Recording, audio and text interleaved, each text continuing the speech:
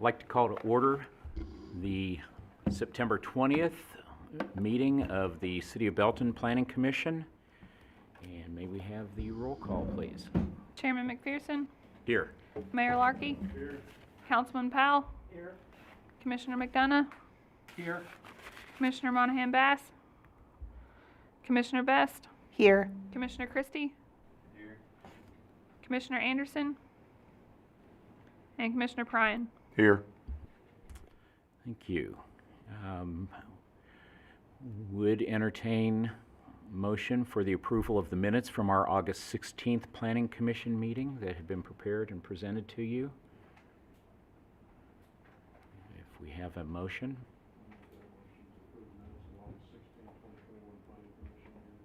Thank you, Mayor. Have a motion. Okay. All right. Did you get, okay. Do you have a motion and a second? Are there any corrections or adjustments that need to be made to the minutes? Seeing none, all those in favor of the approval say aye. Aye. Any opposed? Thank you. So first order of business we have tonight, we do have 2 public hearings. And then we will also have 1 non-public hearing item to consider. But we'll call to order the public hearing for the consideration of special use permit of an electronic messaging center on an existing billboard sign located at 16241 South Outer Road. And Director? Thank you, Mr. Chairman. As follow-up to your introduction, this is a special use public hearing to allow electronic message center to be added to the south side of an existing billboard at 16241 South Outer Road, the southeast corner of 162nd Street and South Outer Road. On the overhead, I do have the location of the existing billboard. It is handled by a ground lease at that location. The south side of the billboard is leased by Quick Trip, and the north side of the billboard facing southbound traffic has a variety of changeable electronic messages from a variety of different retail and service users. When I was out there, I think I counted like rotating of about 8 different users on the north elevation of that sign. The specific request for the special use tonight pertains to the south side of that billboard. The applicant would like to add an electronic fuel sign to the billboard to provide Quick Trip gas pricing to northbound traffic on I-49 for the Quick Trip store at 150 Highway. The south side of the billboard presently has locational information about that Quick Trip store, and here we have the illustration of the proposed gas station, or I'm sorry, price sign here. This would be a sign that rotates between unleaded and diesel pricing on a fixed rotation basis. The Unified Development Code provides certain standards for electronic message boards pertaining duration of the message, lighting levels, and safety, and those items are listed by section number in the staff report. Now, a special use permit requires certain findings of fact be made by the Planning Commission to the City Council, and one of those findings those findings are summarized in the staff report. One of those is impact on the public welfare and convenience to the public. The proposed fuel signs shall have no impact on the public welfare. The proposed price sign does not increase the size of the billboard. The price sign is added to the existing billboard area, so I think that is an important part to point out. I think we'd be a little more critical if the billboard was being expanded for the proposed pricing. Basically, the electronic price sign is there to promote information and convenience to the motoring public on northbound traffic. Another finding is value of impact of value on properties in the neighborhood. The price information should not have any impact on values in the neighborhood. The billboard currently has information on the north and south sides, and this additional information of the gas price would be a minor change in the character of that sign. Another finding is the nature intensity of the operation with respect to the immediate neighborhood. I think everybody recognizes that I-49 is characterized as an interstate corridor characterized by commercial, industrial, and distribution uses, and the proposed change to the billboard should not have any impact on the immediate neighborhood. I thought I would just conclude with just an observation. When this application was originally filed, we took it in and began processing the application, and we initially had some requested that the billboard design be revised in some manner to reflect the 2 Quick Trip stores in Belton. It seemed reasonable for a special use permit in Belton to include a greater benefit to Belton stores, but the applicant explained it would not be possible to include any Belton reference with this new sign design. So I just thought I would mention the approach that we took to try to enhance the design to provide more benefit for the Belton stores, and I'll leave that to the Planning Commission should you want to discuss that any further with the applicant. But in conclusion, the staff does recommend approval of the special use permit for the changeable gas station sign as proposed in the illustration. And I'd be happy to answer any questions, and the applicant is present this evening. All right. Thank you, Director. I think, you know, and I would like to invite the applicant, if you would, to come to the podium. I think the question that I had as I looked at this was what the Director mentioned here at the close. And I guess my concern or my only reservation is the fact that we are being asked to do this, but not really as a city to be able to generate any real benefit from that, and we're helping actually the location down at 150th or 150 Highway, and that would be my concern with this, and thought maybe you could give a little bit more. I know Director mentioned that you had some discussion about what could possibly be done. Maybe you could let us know what has been looked at and the reasons why that would not be feasible. Sure. Well, thank you for having me here tonight. There are really 2 reasons. Number one, the sign is past the kind of the main exits, and the other part of this is that the gas and diesel pricing could be different at the Belton stores and the store at exit 177. And so we did request that Quick Trip add that to their advertising. They came back to us and said that it's difficult because, you know, it could be a day's difference in price or hours different in price. But if a customer came in and had a picture on their phone that said, hey, you know, this price is different than what I saw out there, it could cause issues for the Belton stores or the Grandview stores if they did that. So they really make it specific to one location or one exit, and that's pretty typical whenever you see a pricing sign like this. It's almost always specific to a store, just because that pricing is pretty much exclusive to that location. Okay. Yeah, Mr. Christie. Does the sign currently have the exit for 177? It does. It currently does. So Yeah. Nothing's really changing there. They're just adding the price. So Just drawing more attention with the pricing.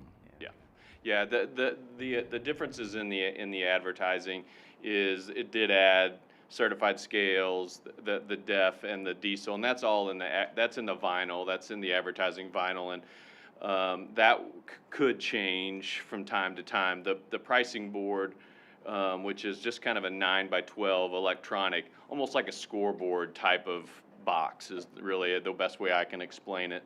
The vinyl can change around that, but the box will always stay the same. And we have to meet the state of Missouri regs when it comes to dwell time on it flipping back and forth between that. So it wouldn't be flashing, it wouldn't be, you know, anything that would be obtrusive. It's gonna dwell for probably 12 seconds, 8 to 12 seconds on one, and then flip back and forth between gas and diesel. who owns the sign and the land underneath it? And at least they must be getting a little bit extra benefit as a Belton property owner for an upgraded sign, right? Or, So Link Media we own the structure. We're based in our office for the Kansas City area is actually in Riverside in North Kansas City, but we have about 1,100 billboards in the state of Missouri. The sign is owned by a local person. We actually have an easement with them, so we've purchased a permanent easement from them for that sign, for that structure. so will there be extra digging or whatever for electrical connections or whatever? You've already got the No, lights there, I guess. there will be nothing, I mean, all of the electronics, all of the data that's needed is already there for the other side. Oh, okay. It's just they're gonna go up there, they're not even gonna do any structural to the sign, it's gonna attach directly, there's a metal face behind that advertising vinyl and it has support structures. Those structures are designed to add these things, so it's gonna come in, the truck's gonna be there about a day, it'll be a boom truck, he'll come in, they'll set it up there, they'll mount it, the wiring it into the existing electrical that's there, they'll attach to the existing DSL or a cellular, it's probably cellular in this case, to do that, and they'll be in and out of there in a day. Additional questions? All right, since this is public hearing, I will ask if there's anyone here to speak for or against, even though I don't see anyone else here tonight, but do want to make it official. All right, so then. One of the, I get, just to follow up, the landowner though is okay with what's going on here, with the change? Yes, I mean, our agreement with them gives us the ability to do anything that's legal with the sign. We can't do anything illegal on there, but our agreement, which is a permanent agreement with them, allows us to do anything to that structure that's allowed by local and state regulations. So they've agreed to that. Now, it was quite some time ago when that was purchased, I think back in 2010, I think, is when the easement was purchased, but it was when the digital was put up. But yes, they have agreed to that at one point. Okay. As I understand, the other side does have a message that changes Correct, yeah. currently, so I doubt if they would be too upset with just a price changing. Yeah, no, this is much less intrusive than the other side, and like again, it will be the same type of situation. We can't roll any more than 8 seconds. So state regs require the digital advertising to be up 8 seconds, and so that's the minimum. It can be up longer than that, but it's the minimum. Okay.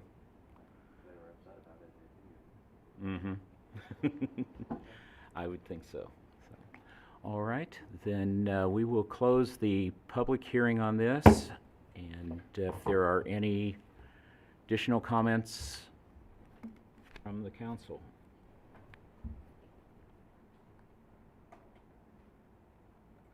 If not, we could entertain for a motion. I'll make a motion that we approve the special use permit for electronic message center on existing billboard sign located at 16241 South Outer Road. All right, thank you, Mayor. Do you have a motion? Is there a second?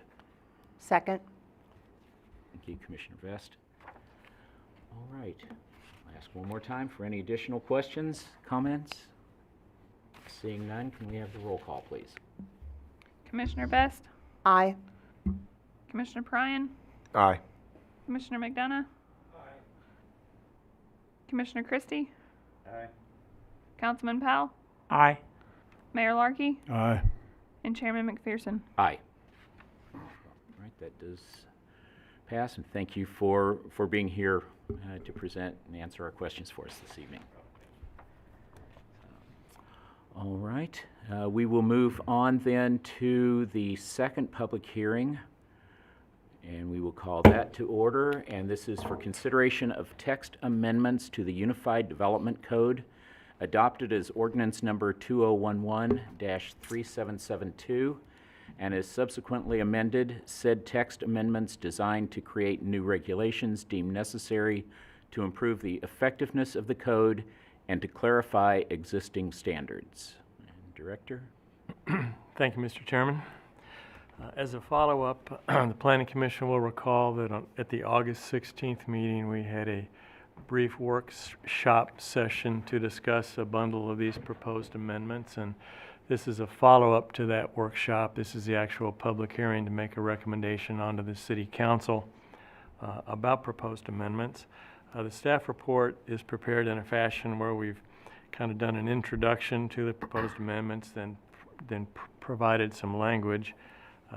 I'll just read this briefly as a summary. We're looking to create provisions for accessory dwelling units in residential zoning districts, to amend public hearing procedures to require posting of a public hearing sign as notification for rezonings and special use applications, to revise language for sidewalk location and designs, to consider adding a noise ordinance, and to look at amendments pertaining to stormwater management and flood protection. I do have with our staff today Hayden Matke, an Engineer 1 in our Public Works Department Engineering, who's here to discuss some of those amendments which are attached to the staff report. So let's get started. The first one, I think the most significant proposed amendment is to create provisions for accessory dwelling units in residential zoning districts. I did do some research on this topic. I attached a quick note summary of accessory dwelling units from the American Planning Association. They're a great resource that we use for a variety of things that we do in city planning administration. And that summary, I think, is really good. I hope the Planning Commission had an opportunity to review that. But briefly, I'll just read from that publication. Accessory dwelling units are small, self-contained living units that typically have their own kitchen, bedroom, and bathroom, often called granny flats, elder cottage housing, or secondary dwelling units. Accessory dwelling units are apartments that can be located within the walls of an existing or newly constructed single-family home, or can be in addition to an existing home, but they can also be freestanding structures on the same lot as the principal dwelling unit, or even a conversion of a garage or a barn. So what we're proposing to do is Section 4.1 be amended to create accessory dwelling units and state that they are permitted. And then we have prepared some language that talks about, on page 19 of the staff report, applicability, where they're allowed, and certain locational standards for accessory dwelling units. The applicability section in item A is pretty much what I just summarized in the introduction that I just read. Item B is where are they allowed? Well, the proposed language allows accessory dwelling units in an agricultural district, the R1, the R1A, R1B, and the R2 residential districts. It's important to point out that only one accessory dwelling unit shall be allowed on a lot. And again, as we said earlier, it can be constructed as a new structure, in addition to an existing structure, or a conversion of a portion of an existing principal structure. The most important thing, I think, is item C, and that's the standards of how these things can be constructed.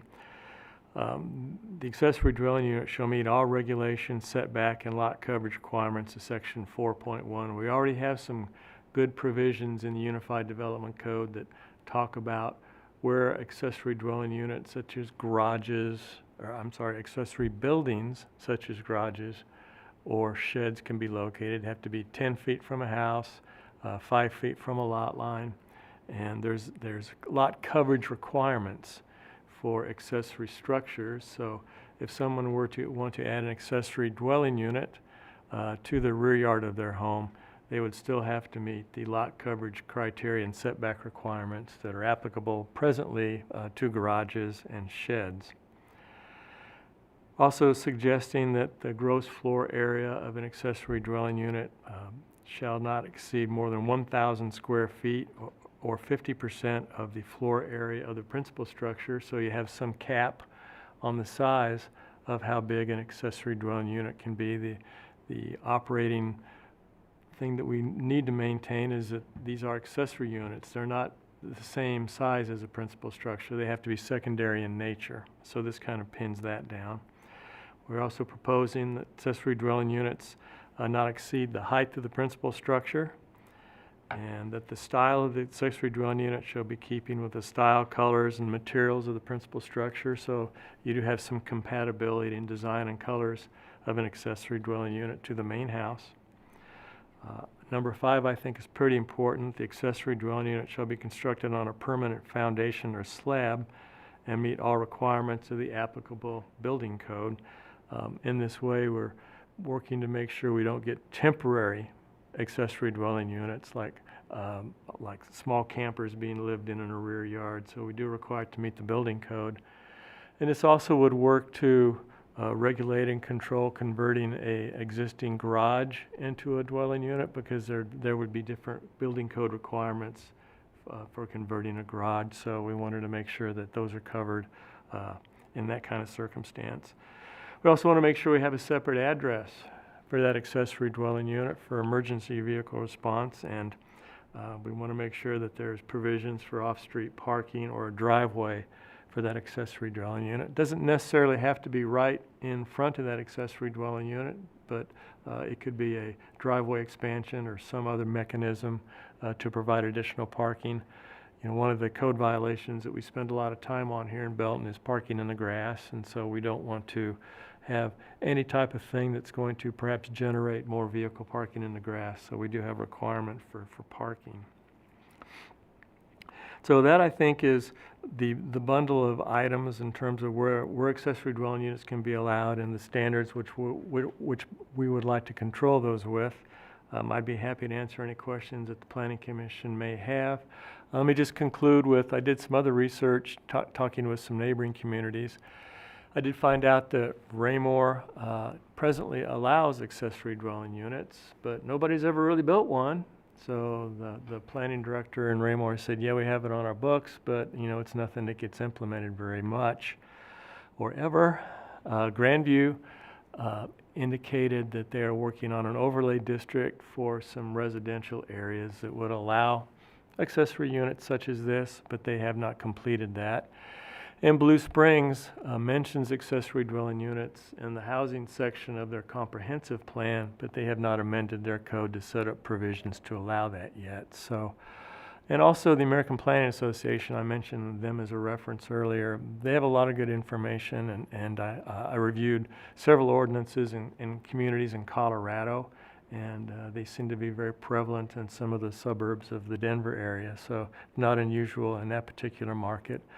Not that that means we should do that too, but it's a widespread practice, and it's generally accepted in a lot of metropolitan areas as something that's necessary and offering a good housing choice. So with that, I'd be happy to answer any questions the Planning Commission might have. Mr. Christie? I have a couple of concerns about the wording, actually. Starting with A1, where it says including a kitchen, living room, bathroom, and bedroom. I want to make sure that we maybe adjust the wording, because it makes it sound like you have to have separate rooms for each of those, and we're talking about a maximum of 1,000 square foot. So having to do separate rooms would make each of those rooms pretty small. I would like to change it to including the functionality of a kitchen, a living room, a bathroom, because that would open up the possibility for an open concept studio type of living auxiliary dwelling unit, or whatever you want to call it. Mm-hmm. Yeah. Yeah, I think Instead that's of having to have them as actually separate rooms, which, like I said, in a small building like that makes no sense. C, under standards, I'm really concerned about number 4. I don't know where that came from, because when you read the handout that came with this, they didn't mention anything about conforming to the primary structure.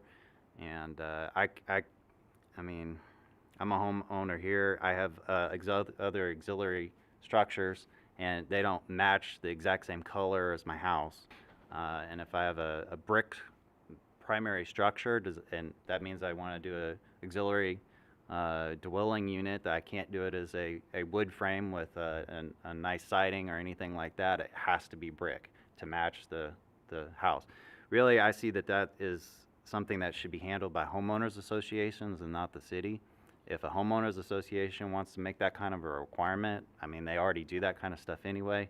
That's why I don't live in a homeowners association. But the having the city require that, I think, it really irks me. So I'll leave it at that. And then I have a concern about number 7 as well. Provide off-street parking or driveway.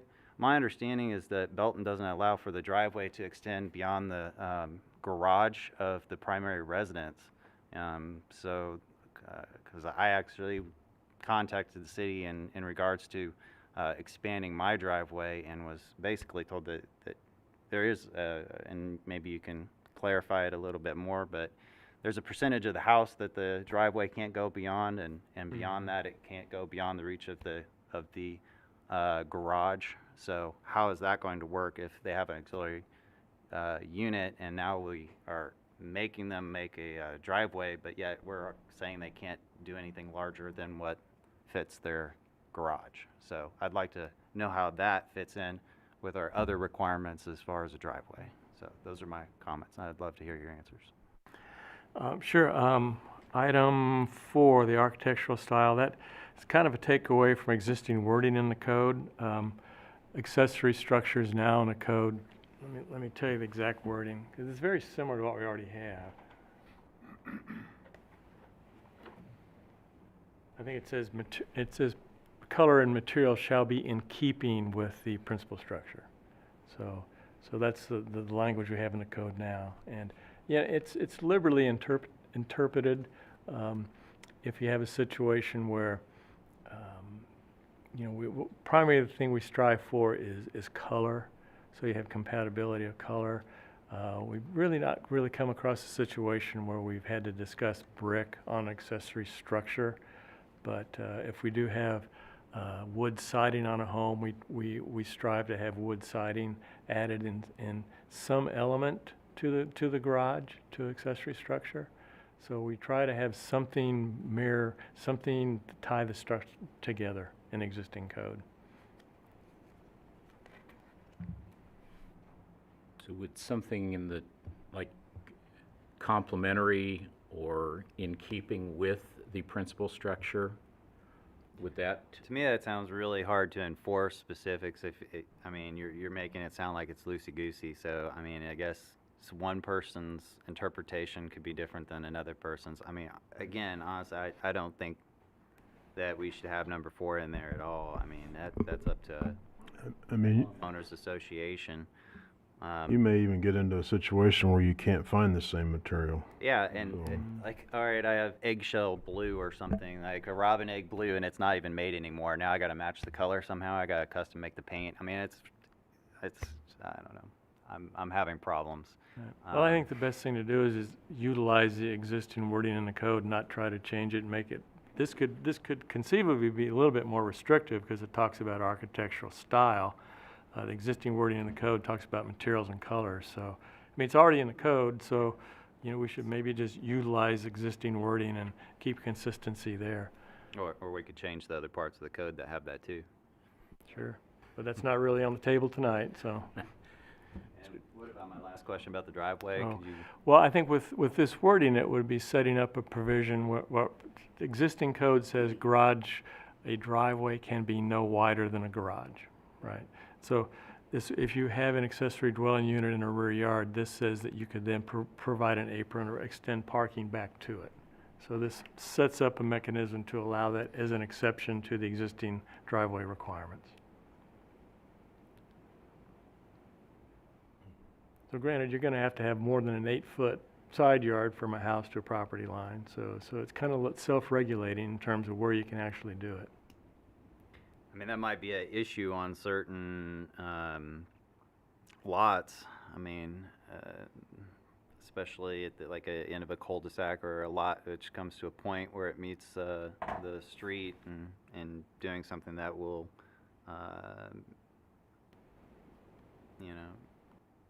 not go over a property line or something like that. So, I don't know that that's necessary to be in the code. Well, Mr. McDonough?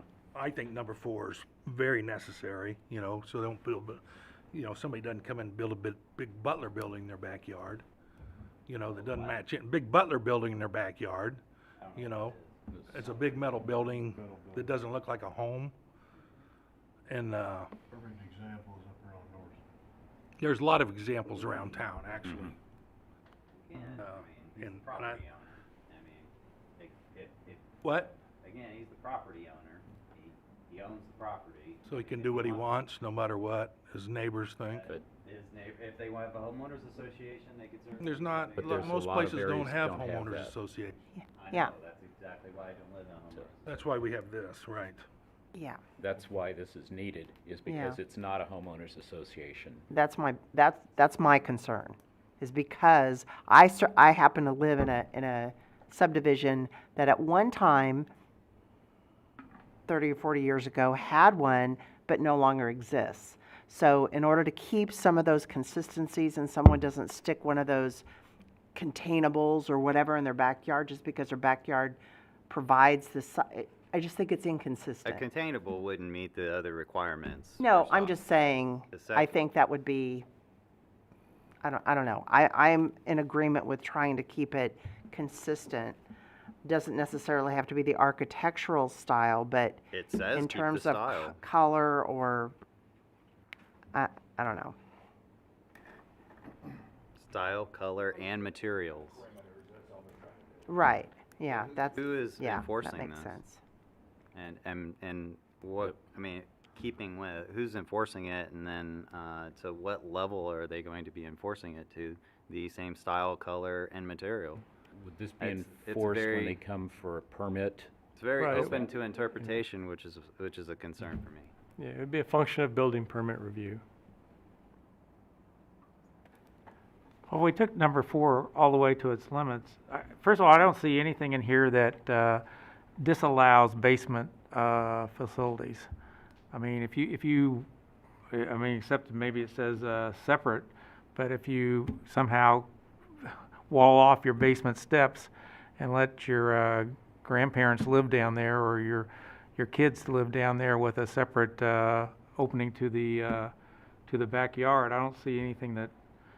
But of course, then you look at number 4, the architectural style of the basement certainly wouldn't be the same as the, I don't, I mean, that's don't know that that being would ludicrous, be- but I don't know that that would be an accessory to the primary structure. That would be actually part of That- the that's primary. That's part of the I structure. think, I think that well, it Councilman, says it that's can be under attached part- to the principal dwelling. I think under Part B is where that would come in, because it says Portion of. a portion of the existing principal structure.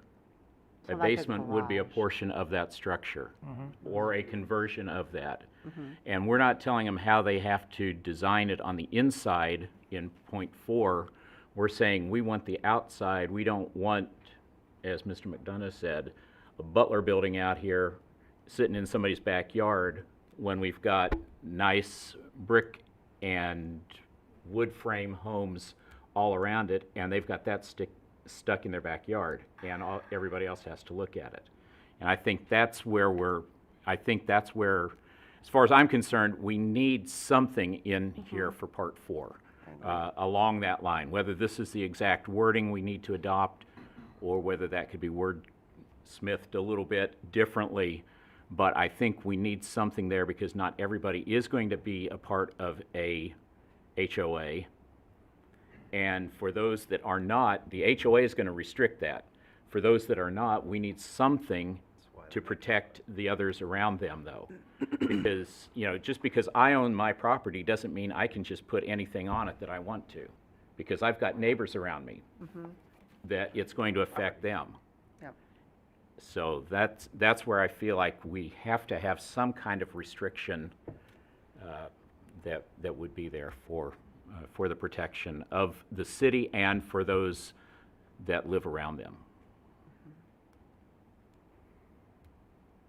Well, if we're looking for alternative wording for number 4, the best thing to do is use the wording that exists in the code now, and that's pretty much materials and color in keeping with the principal structure. And it doesn't have architectural Does style? not, no. That was That- just some sample wording, came from the reference material. Okay. I'm okay with that. The other, or the one question I had, Director, on C2,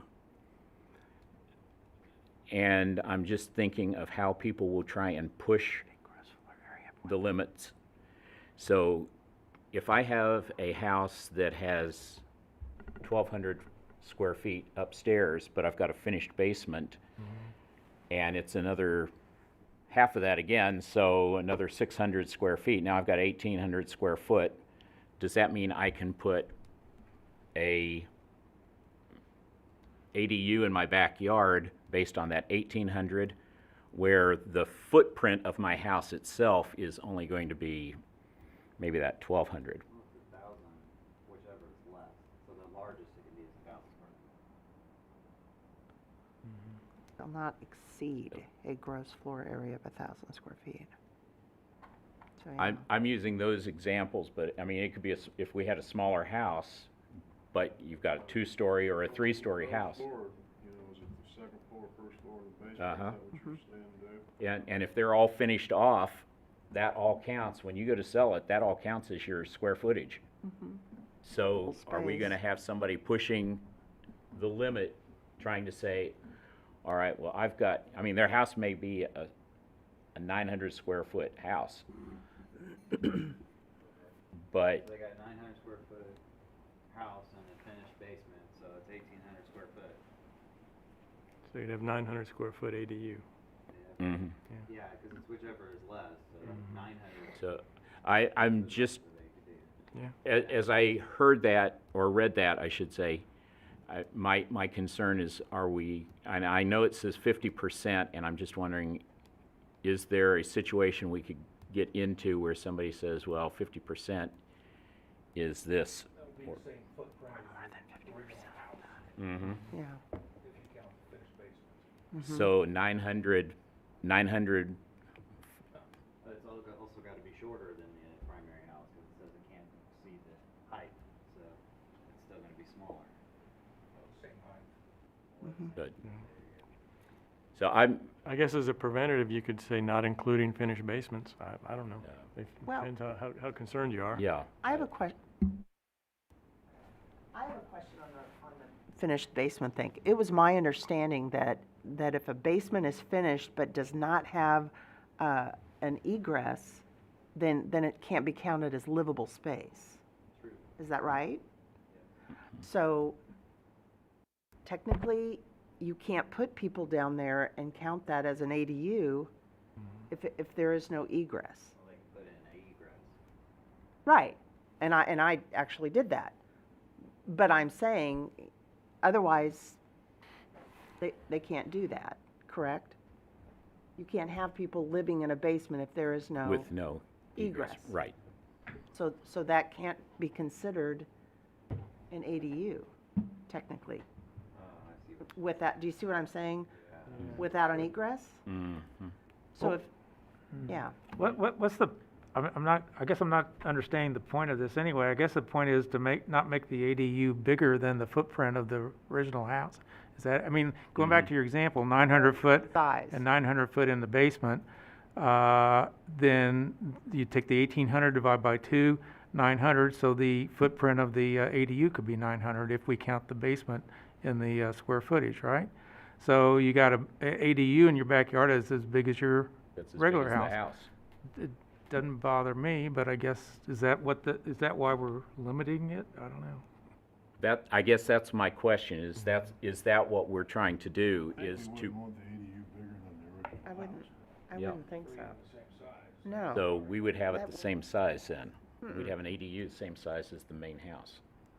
Well, perhaps wording could be added, say, the accessory dwelling unit shall not be larger than the principal structure or exceed 1,000 square feet or 50%. Gross floor area Well, of 1,000 and when you say the size of the original structure, maybe you're talking about the footprint, because squares less. you might have 2 sub-basements under the ADU, you might have a huge size or whatever, but, or in the original house, but the point is, you don't want people drive, I guess the point is, you don't want people driving by thinking that this thing in the backyard is as big or bigger than the original house. And the only way they're gonna tell what's inside the house or how many stories there are even is, by looking at the footprint.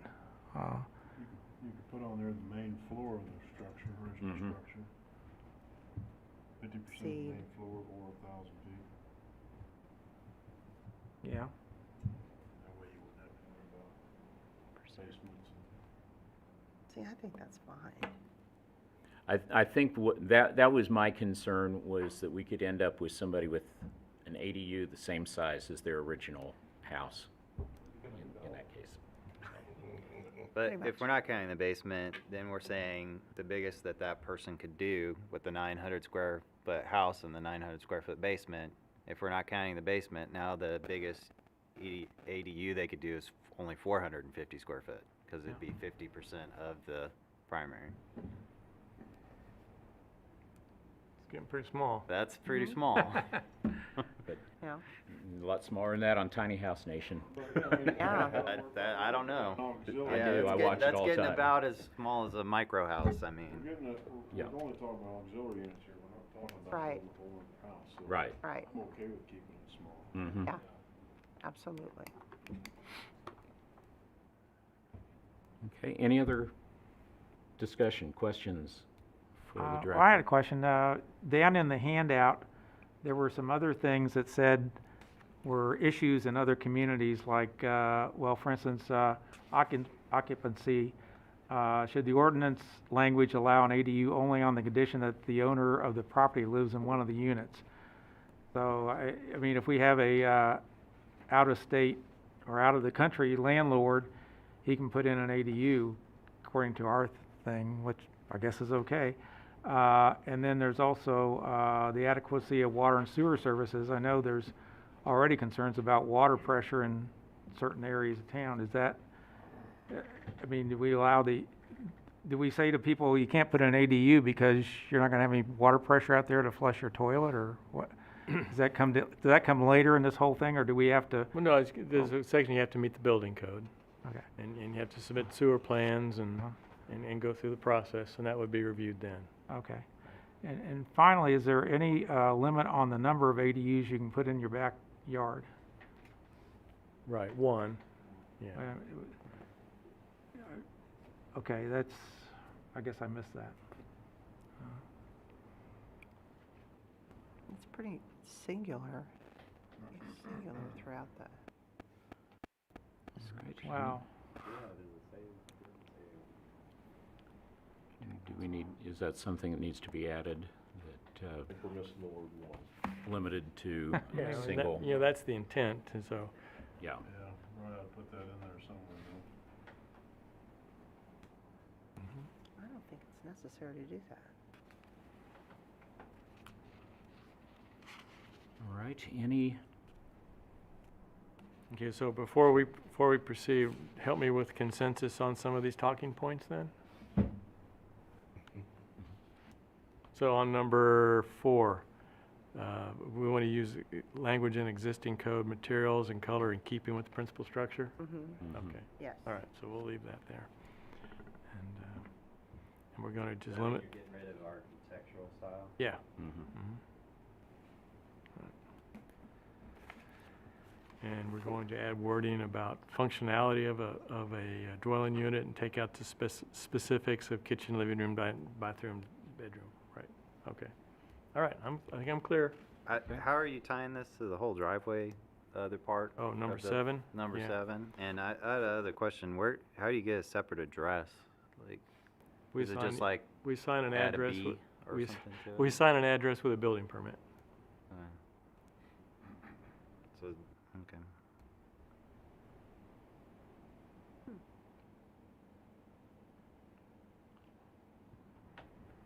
So if the house was like 412, would it be like 412B or something like that? You had a letter? To be or- determined. Okay. Do we want to act on each of these as we go? No, I or just think I just want to make sure move we on have to the next? consensus, Okay. yeah.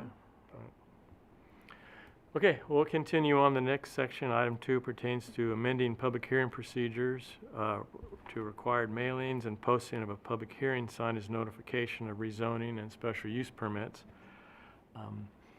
Back in about 2018, we amended our code. The code previously had staff doing all the mailings and research and notification of letters to adjoining property owners. In 2018, we amended that code to reflect what most communities do, to put the burden of the mailing on the applicant.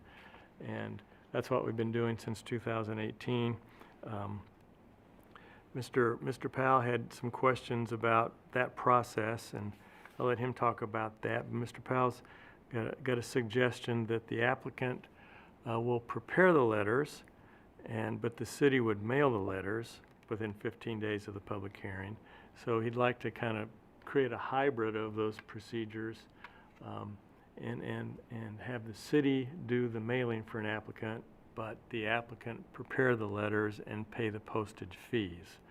So that's a proposal from Mr. Powell, and we can talk about that. My initial thoughts were that's a little unwieldy. I'm not quite sure how to give an applicant City of Belton envelopes for their mailing. I guess that could be done, but I think that leads you into some other things could maybe happen with those envelopes. And I don't think our current process is really broken to where we need to be tweaking it with who handles certain elements of the mailing.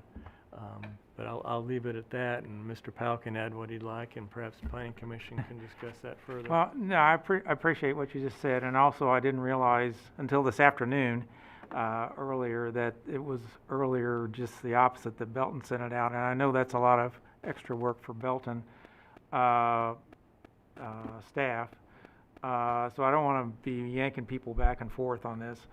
But on the other hand, in one of the major developments we've had in Belton, North Point, I got 2 letters here from North Point residents that say that they weren't certified and they just came from North Point. And this is their word, this is third hand, obviously, but they said their neighbors were asked, well, why didn't you come to the hearing? So we didn't know about the hearing. So, well, didn't you get a letter from North Point? Oh, yeah, we get a lot of, junk mail, and we just threw it away.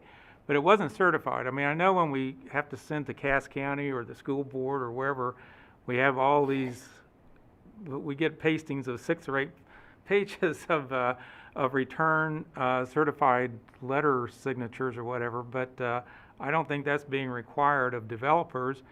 And in this particular case, and I mentioned this before here or at City Council someplace, but anyway, I don't think this is, I think if Belton sends them out, 2 things will happen. They will be certified, and number 2, the residents will pay attention to them, as opposed to an out-of-the-blue letter from North Point. or any developer for that matter, if they don't even know who they are. But so that's something I'm bringing at residents' request. I mean, I don't have any axe to grind personally about this, but residents in the North Point area said, yeah, we didn't. A lot of us didn't even get to the hearing, although I think he had a good attendance, but because they didn't even know of the hearing. I mean, I can see both ways. I can't imagine somebody not opening all their mail, but I mean, that puzzles me that you wouldn't open all your mail, but I can see that. I can see where that could happen, but it puzzles me that it does happen.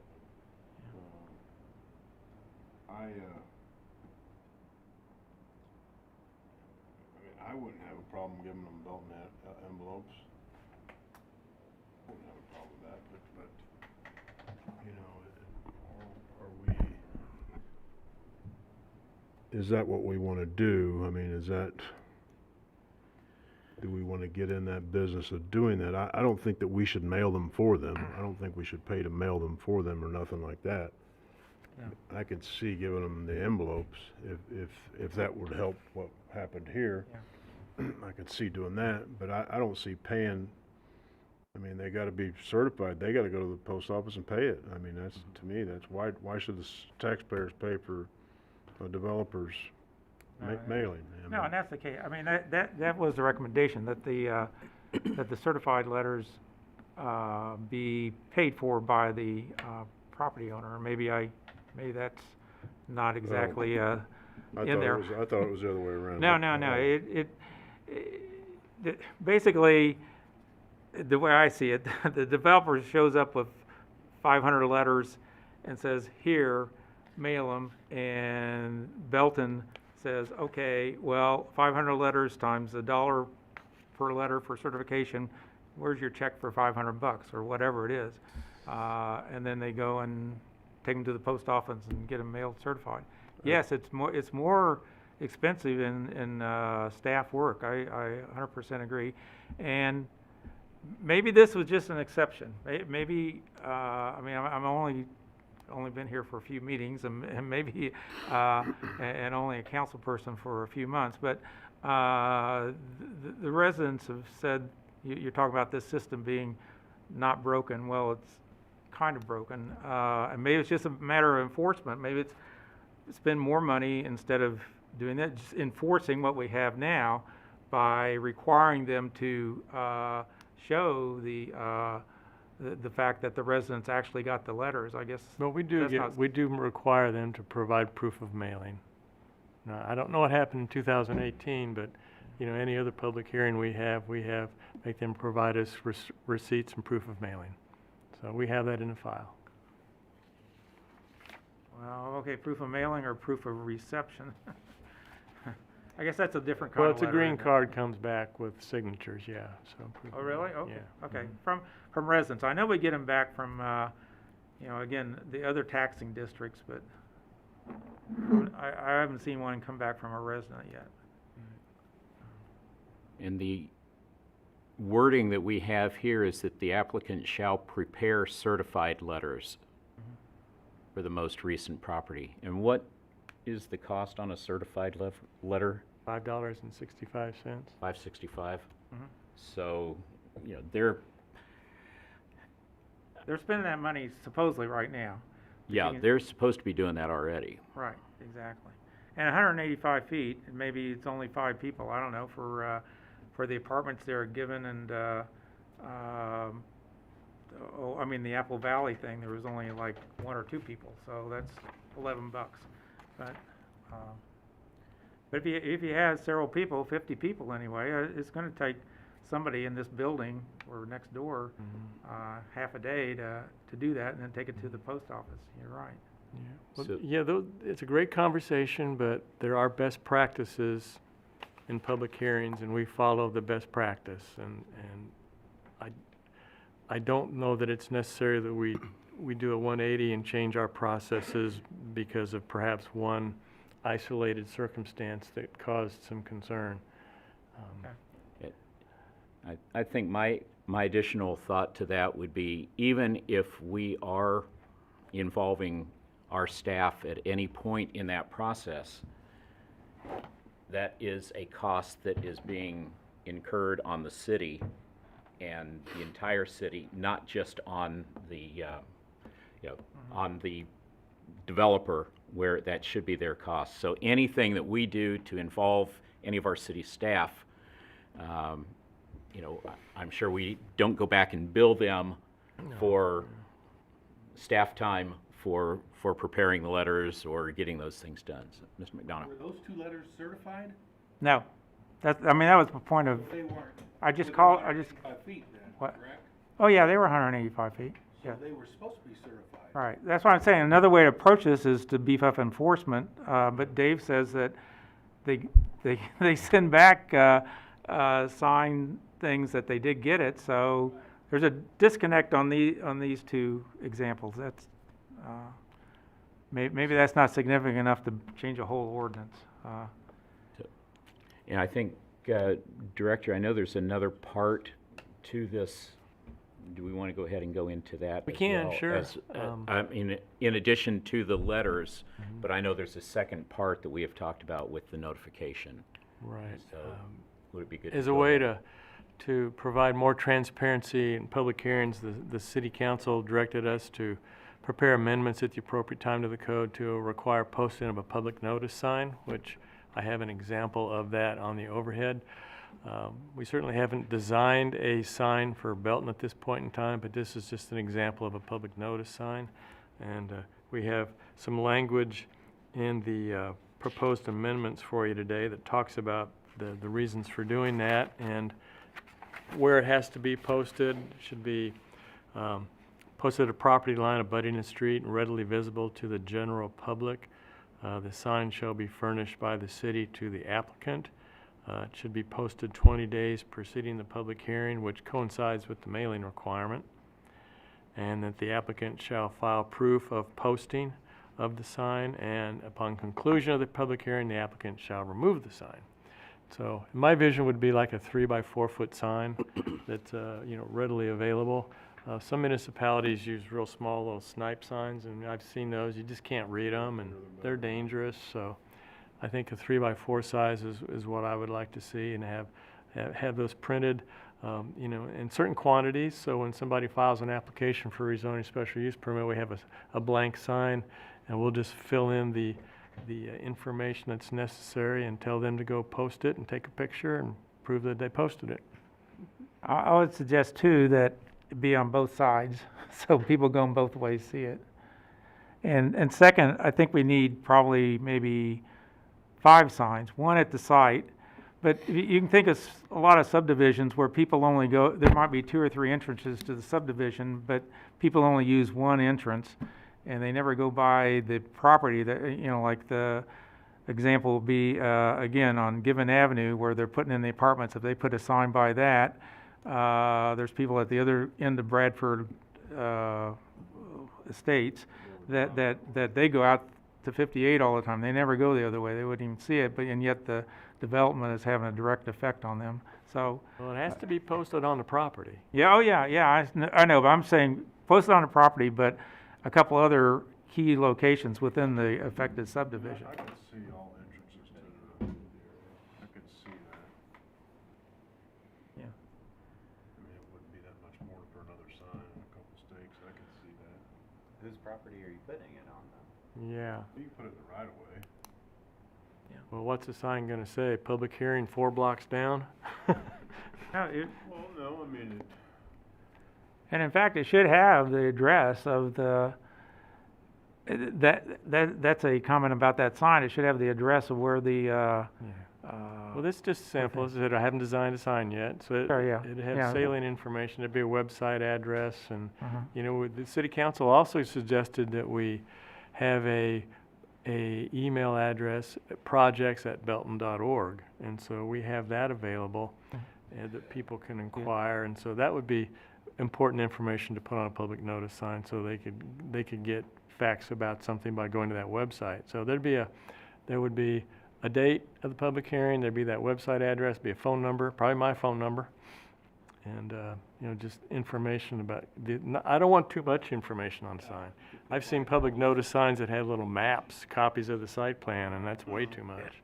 Yeah, I think, Councilman, my guess when I read this was that handwriting at the bottom is the property that they're talking about, Briar Lake Cove, 43 lots of single family that they're looking at developing. So, I definitely think, we need to design something that would probably be a little clearer than what that is. Yeah, well, we sure Yeah. will. I mean, certainly when we get to that point, we can come back and workshop with the planning commission, Sure. some mock-ups and talk about it more. I don't think we need to do it now, but the idea is to get the concept out there and get it in the code, Get it- and then we'll And then we can work on it, yeah. Comments, questions? So this, and the reason I asked the director to go ahead was I felt like this kind of tied into what we're talking about with the notices that are being sent out. If we're following up with something like this, and we have the expectation that the developer is going to be sending out certified letters, and we have a mechanism in place to follow up and make sure that they are doing that, then I think we are pretty much covering all the bases that as far as trying to be transparent about what we're doing, when we're meeting, when it's going to be, everything like that. And I feel good about the two of those working together in that way.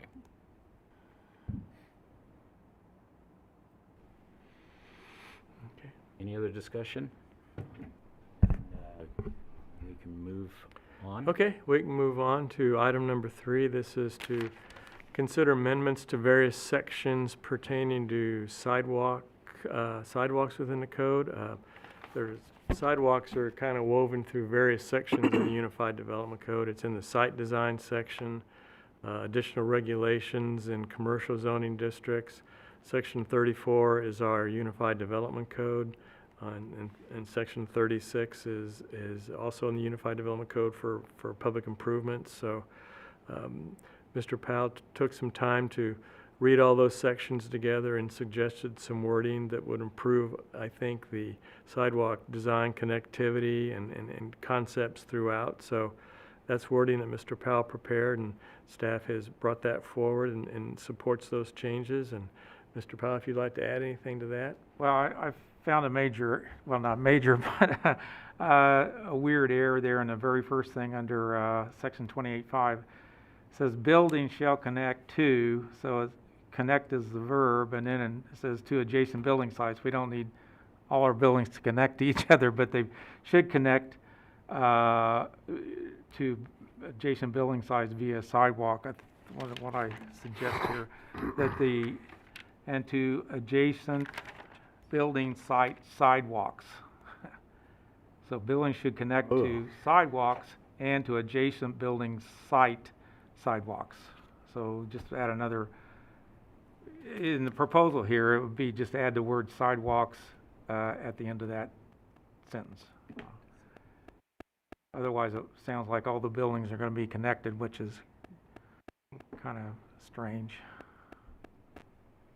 And in 12.4, it said it had to do with blocking sidewalks, and it said if handicap accessibility is blocked, but really you shouldn't be rolling out in downtown Main Street a whole row of I don't know, suits and ties or whatever, and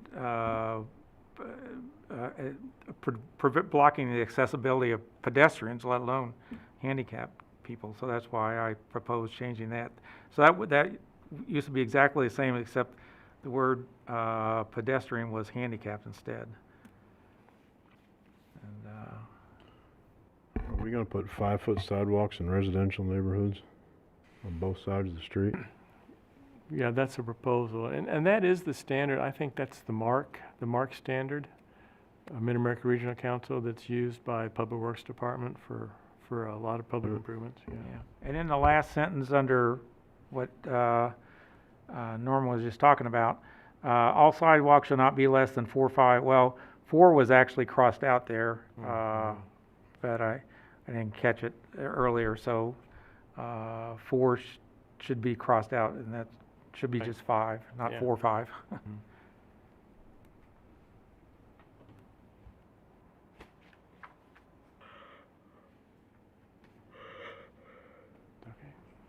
right, any discussion?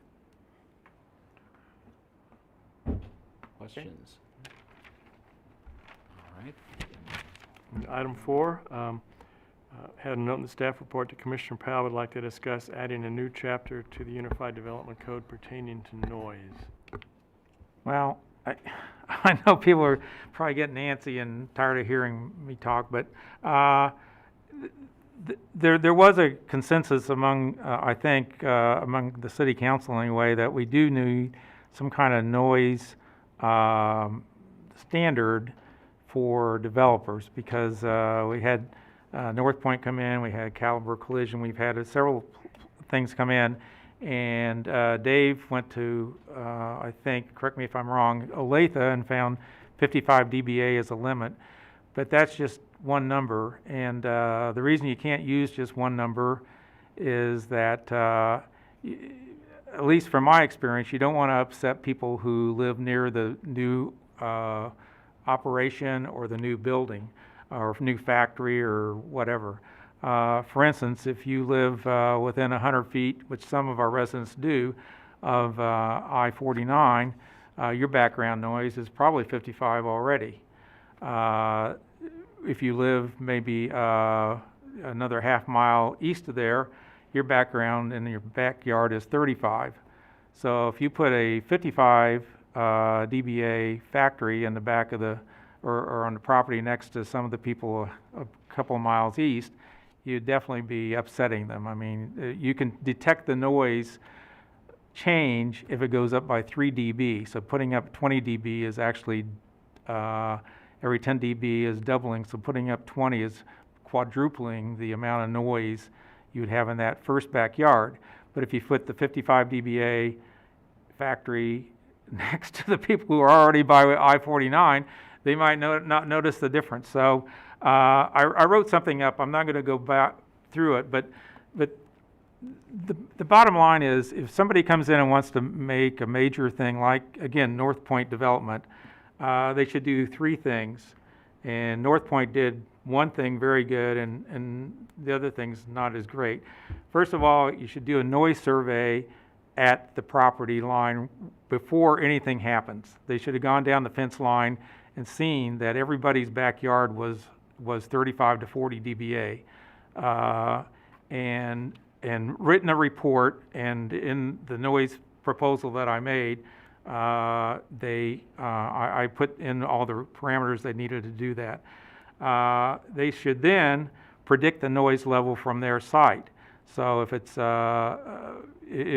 40 in the backyards of where they're proposing to do it, and they want to put in something that's 35, that's probably okay, depending on how some other parameters which I described. But basically, they check their, there's some noise for you. They check their, what's there before they even do anything. B, they come in and they have engineers who've, just like North Point did, projected what the noise level will be at the fence line of their startup. And then C, they should compare their noise with the ambient noise that they measured in A, and also per the new noise ordinance. And if they're over the 55 dBA or over whatever the calculated limit is, because you got to calculate it, like I said, you got to calculate a lower limit if the background is already lower, then they have to propose controls. So what I proposed, all those other things I think are written into the UDC as it stands now, but there's no requirement for a developer to come in and do A, B, and C. Sometimes they do B, and they say, like North Point said, well, the biggest, the number at our fence line is going to be 54, and Dave says we can't be over 55, so we made it. But I guarantee you, the people who were there, it was not 54 the night before they started construction at North Point. It was like 35, 36. So they are going from the upper 30s to the low 50s. They're going up by 150% in noise level in their backyards. And I've covered that sometimes before, but and finally, people say, well, why the heck is this guy talking about noise? This is what I did for like 30 years, and I worked for a company called ExxonMobil, who is perceived as a big bad guy, but every time they started up a new unit, a new gasoline unit, oil treater, whatever, they assured the residents at the fence line that they would not go over, that would not increase their noise level. And that was my job, to make sure that they didn't. And if they were too high, I was required to put noise controls on the equipment. But the very first thing we always did was say, what's the noise level now? And we don't have any requirement for that to happen. So Should we just have you and Dave work on a plan and Well, yeah, Dave suggested Bring it that, back. yeah, that we hire a consultant to do this, and I don't have any problems with consultants. I think, though, that, I'd rather not have another $20,000 to $50,000 study, and then we're still a year into this. I mean, I'm not patting my own back, but I think I have a starting point. I'd rather hire, if we're hiring a consultant, or there's somebody in engineering who may know something about noise, we make sure we have the best thing, and for them to look it over and make sure that it's, or even study other cities and make sure, Right. copy. I was going to say, I feel like there's enough, and there's variations, because I used to run sound in an auditorium, and 100 dB was what we went for well, concerts. So, 85 dB is the OSHA limit, so you were breaking So we OSHA were limit. pushing it 90 to 100 at times. So, I think, there are so many variables when it comes to what we're talking about with the noise. Personally, I like the idea of having a study done, and as the mayor said, take a look, have somebody maybe that has done this with other cities and locations, and I don't think we have to rebuild everything, but I think, we can use that as a starting point and get somebody that, and I have no problems with your qualifications, Councilman. That's not it at all. But I think, I just know that we have different perspectives on some of that by different sound engineers, and what they will, having a sound on just a short time basis, as opposed to just an on steady, this is the constant sound that we've got, are two completely different things. And so I think, I'm not opposed, and I do believe that maybe, from what we saw and from some of the discussions that we've had, and discussions we've had with you as well, Councilman, that we definitely need to take a look at this. I don't think any of us are wanting to say, just similar to what we were talking about with the ADUs. We don't want to just let anybody do whatever they want to. So we can't let somebody just come in and make whatever amount of noise they want to in their backyard.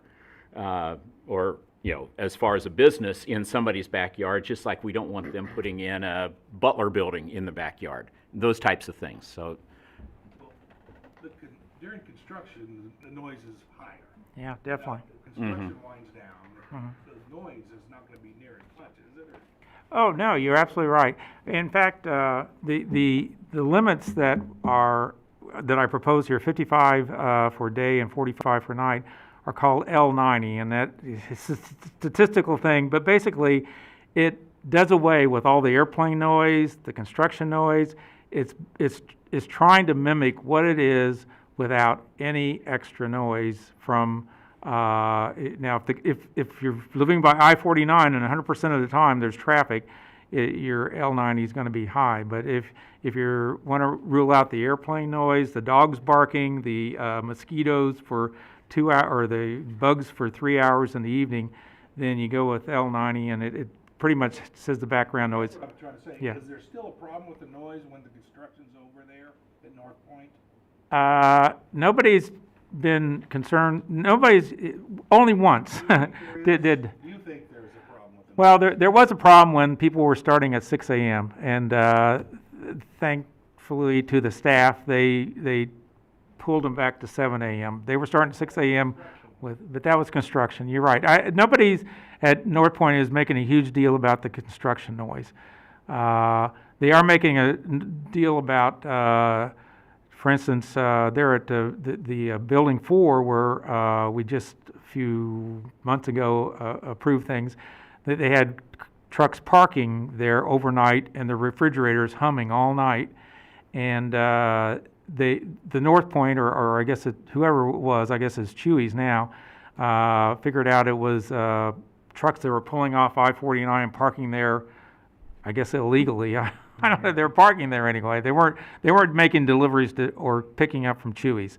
But, To answer your question, Tim, operationally, there have been no noise complaints. yeah.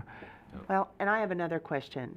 Does this particular noise study, will this just focus on things that we approve to build and businesses? Or is this, generally speaking, throughout the city of Belton? Well, there's already a noise standard that the police can enforce. Right, Basi- that's what I was wondering. So then how is that regulated? How is that enforced?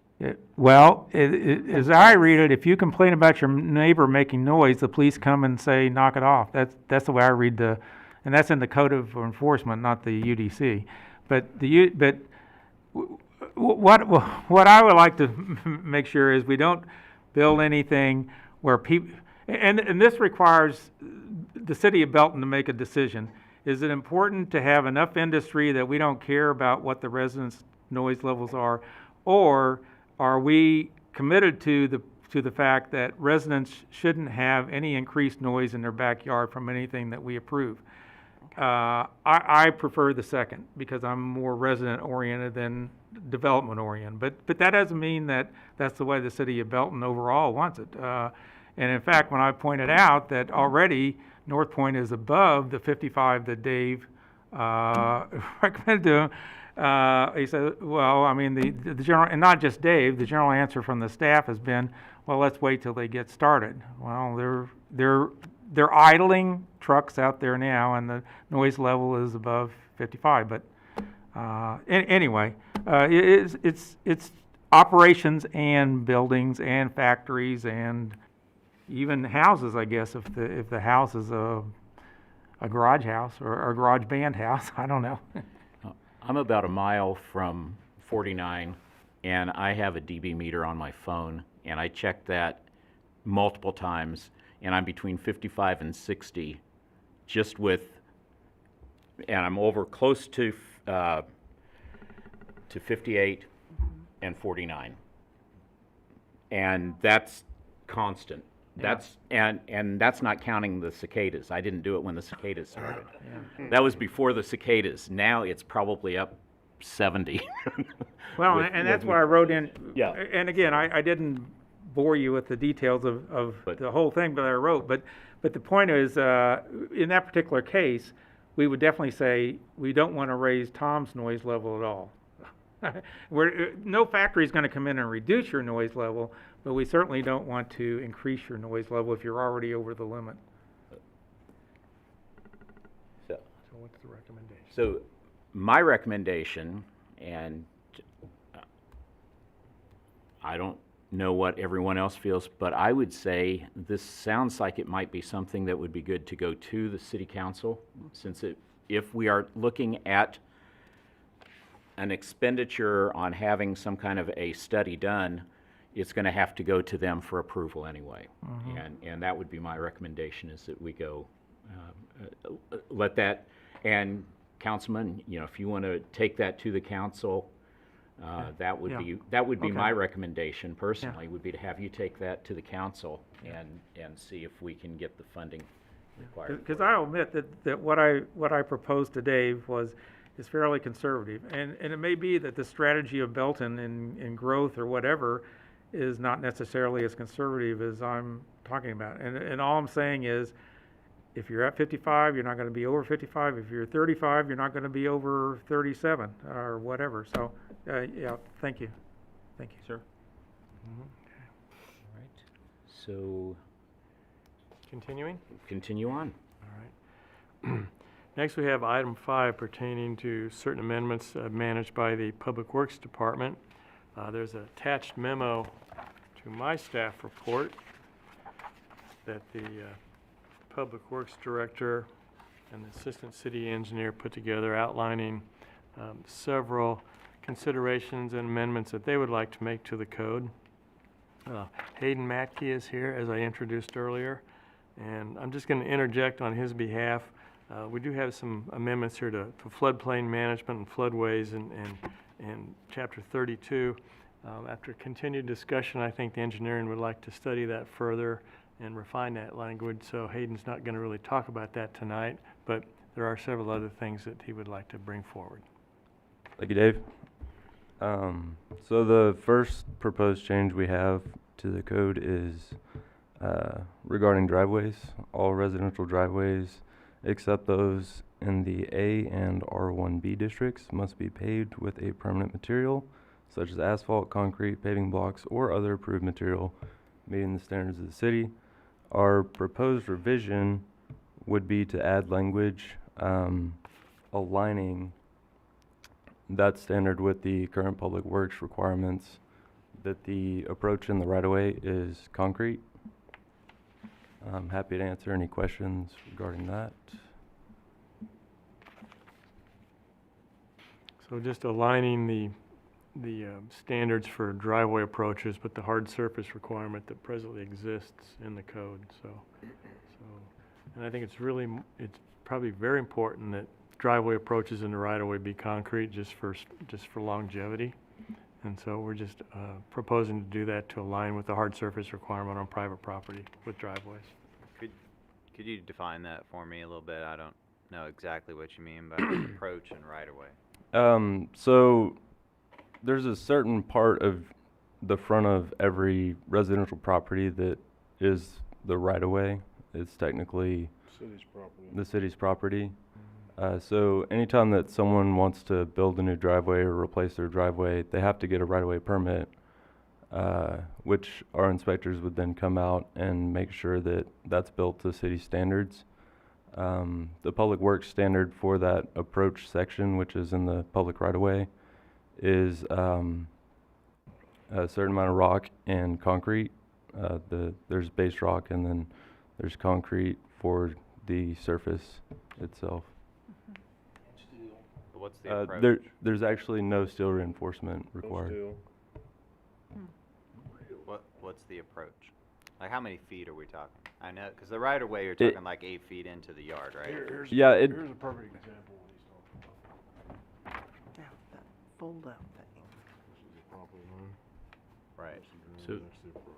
So this would basically So be 8 the feet curb up into coming up someone's yard? and into their driveway, is that correct? Yes. So Right. it depends on the width of the specific right-of-way of the street and the street width itself, but say you have a 28-foot street with 50 feet of right-of-way, Okay. then Well, you have 16 feet of right-of-way that is from the street in your yard. okay, so reread the previous section that had to do with the driveways, because you said it could be of other approved materials, including bricks or something like that as well? So I was reading off the current code. Right, could you read that again, please? Yeah, so all residential driveways except those in the A and R1B districts must be paved with a permanent material such as asphalt, concrete, paving blocks, or other approved material meeting the standards of the city. Right, So- and then your addition was to make the approach section in the right-of-way concrete. So they Yes. can't make it block. Is that correct? Correct. So you could, So you have to have, if I have a driveway, the first, what's in the right-of-way, which looks to be, correct me if I'm wrong, it's about 8 feet, right? yeah, the depending on the The 8 specific feet location. would be concrete, and then I get to start my brick design to my house, which could be another 5 feet or something like that. Yeah, That's it. it's probably more than 5 feet, but yeah, that's how it would be implemented. Why wouldn't we make the use of the same word of the, could be brick or whatever? Why are we saying that it has to be the 8 feet has to be concrete? So, say you come to the city and you say, I want to build a new driveway. They're going to tell you, you need a right-of-way permit because you're going to be working on a right-of-way. This just clarifies what is already going to be enforced, because no matter what, your driveway is going to be on your property, and the right-of-way, they will require concrete. For longevity. That is the public works policy, that it's concrete. Okay, so it can't be asphalt or block or anything else. Right. Any other permanent Not within type of material, it has to be concrete. That's correct. You can have decorative materials on your private driveway. but not in a public right-of-way, because it's not your property. I will also say that a lot of cities have gone away from allowing the brick due to significant potential liability with slipping and falling on brick in the public right-of-way. If you notice, most cities have gone away from those brick decorative crosswalks and now do like a stamped concrete, because a lot of cities had some pretty significant claims against them due to those being too slick to walk across. And since the right-of-way is city property, if it is brick, if somebody does slip, the city's gonna be the first in line there. Yeah, yeah, I mean, I can see that on a crosswalk or a sidewalk, but, yeah, all right. Well, and what's the, what's the starting point for that? Let's say you have already had an asphalt driveway that goes all the way out to the asphalt street. At what point do you have to replace that asphalt right-of-way portion with concrete? Is it when you completely tear the thing up, or when you have the asphalt resurfaced, or you have I don't know. There's intermediate things you do to asphalt, and at some point you'd probably say, well, you've done enough there, you need to make that strip concrete, correct? Or?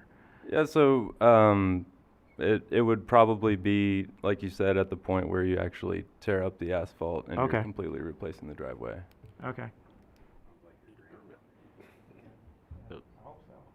That was going to be my question is, does this grandfather in those that already have other material on that right-of-way? It would just be on a repair or on a update or something like that, that they would have to go to that. Not maintenance. But not, Yeah, we're not making everybody in town go back and redo. No, all of that. there's That's- nothing saying you have asphalt, you have a year to replace this Yeah. with concrete. It's just when the time comes to replace, Then it has that's to gonna be have to be concrete. replaced with concrete. I just want to make sure, because I know we have people in town watching, and I want to make sure that they understand that we're not saying, you've got to run out right away, and we're going to make you replace that, so, Yeah, thanks. absolutely. And the only reason I was bringing it up is because my brother-in-law lives in Olathe, and he had his driveway completely replaced maybe 2 years ago, and they went with like this really cool brick pattern, and the whole driveway is set up to where, not where you come off the street, but and it's beautiful. It looks great. I don't know how much money he spent on it. It's probably ridiculous, but you know, it just seemed odd that we're making somebody, they can't do that. Apparently in Belton you can't do that. In Olathe you can, but whatever. It's more of just a clerical of basically making it more clear what's already going to be expected.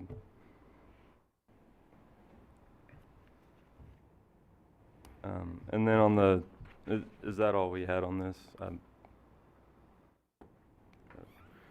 On the second bullet point, as Dave said, we'll defer to those revisions for a later date. And then our third bullet point is an update to the marquee detention fee. The code requires that that gets updated based on the consumer price index for construction, and our city engineer went ahead and did that calculation, and the new number would be $5,900 per impervious acre.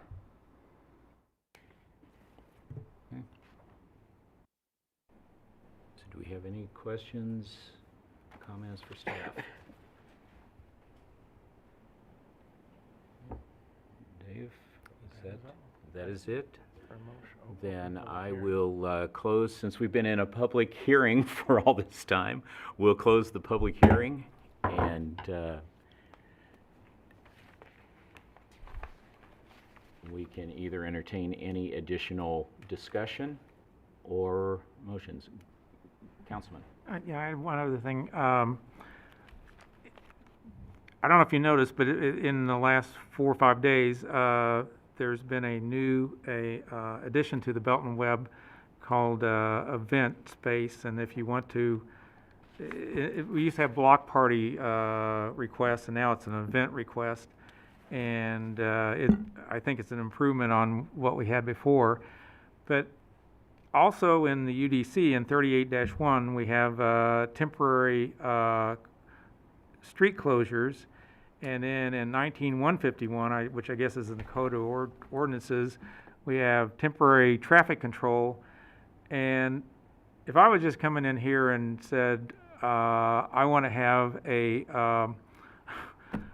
sale in my front yard, I would be completely confused as to what we need, where I needed to go. So I don't know if it's the UDC or what, but someplace we need an explanation of what you need for whether you got traffic control, whether you are doing a temporary use, which is putting something in your front yard temporarily, or an event where you're closing off the street. And I see a lot of overlap in those three things, but I don't see any place where it explains you do this if you want that, you do this if you want that, you do that, you know,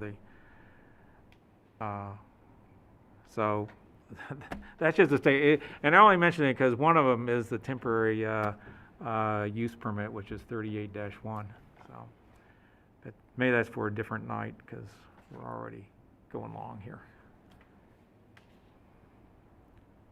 So would that, and I'm just asking now, because you'd mentioned about on the website, would that be something that could just be an additional note on the website to indicate? Maybe, yeah. You know, just a clarification. This is for, you know, road closure. This is for, you know, include and give examples. Right. Block party. Exactly. And things like that. Yeah, the temporary use permit though, kind of bleeds into the, which is 38-1, bleeds into the temporary traffic control, and also kind of bleeds into the event space too. So I think there's some cleanup on 38-1, cleanup on R5, but anyway, the point is, I don't think it's for this meeting, but I just want to mention that in the future, I think I'm going to try to come back and clarify that. Okay. All right. Thank you, Councilman. So at this point, any discussion on the items that have been presented to us under the public hearing for the Unified Development Code updates and amendments? Do we have a motion to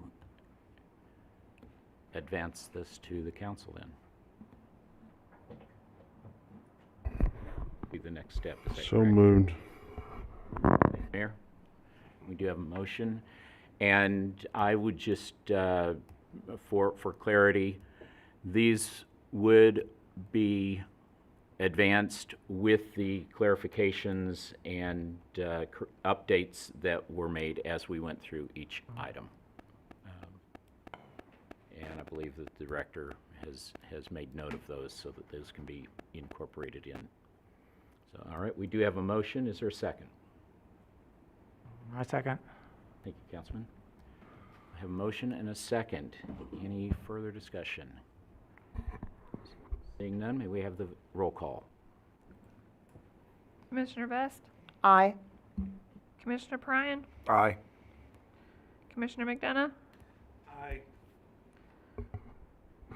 Commissioner Christie,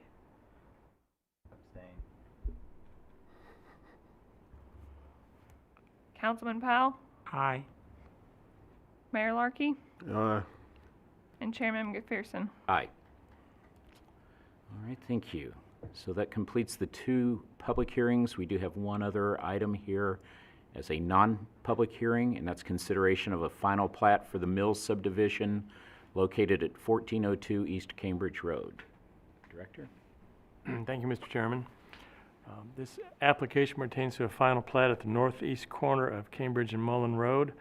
This is a final plat for Mills subdivision. The property is presently owned by the Belton Cass Regional Transportation Development District, and the purpose of this plat really is just to provide additional right-of-way dedication for the future improvements to the intersection of Cambridge and Mullen. The plat shows a new property line and that area which has been dedicated for additional right-of-way. At this location, The existing house will remain on about 38,000 square feet, which is certainly a lot sufficient for the existing house. But the transportation district at one point, or at some point, will be constructing a roundabout here, and this right-of-way is necessary for those public improvements. So that's the purpose of this application. I'd be happy to answer any questions. All right, thank you. Any questions for the director?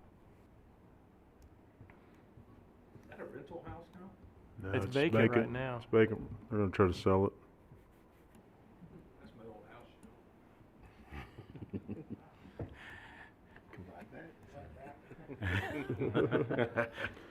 All right. Any additional questions, comments? Or motions? I'd make a motion to approve the final plat for the Mills subdivision located at 1402 East Cambridge Road. Thank you. You have a motion, is there a second? Second. All right, thank you, Commissioner. We do have a motion and a second, and I'm glad that you clarified, Director, because my thought was, how is that going to impact that intersection? Because I knew that that was something in the works. So I'm glad you clarified that that is clearing the way for that work to be done. So, any additional comments, questions? Seeing none, may we have the roll call? Commissioner Best, Aye. Commissioner Pryan, Aye. Commissioner McDonough, Aye. Commissioner Christie, Aye. Councilman Powell, Aye. Mayor Larkey, Yes. and Chairman McPherson. Aye. All right, thank you. Next item on our agenda is the director's report. Director, anything for us tonight? Well, I don't have any additional items, so thank you very much. And the next item, next meeting date, October 18th. So we do have some items to bring forward that evening, so we'll plan on seeing you then. All right, Yes, sir. for 18. Yeah, I'll be gone. Right. Only Motion to adjourn. Second. and a second and a third. All in favor, say aye. Aye. We are adjourned. Thank you all.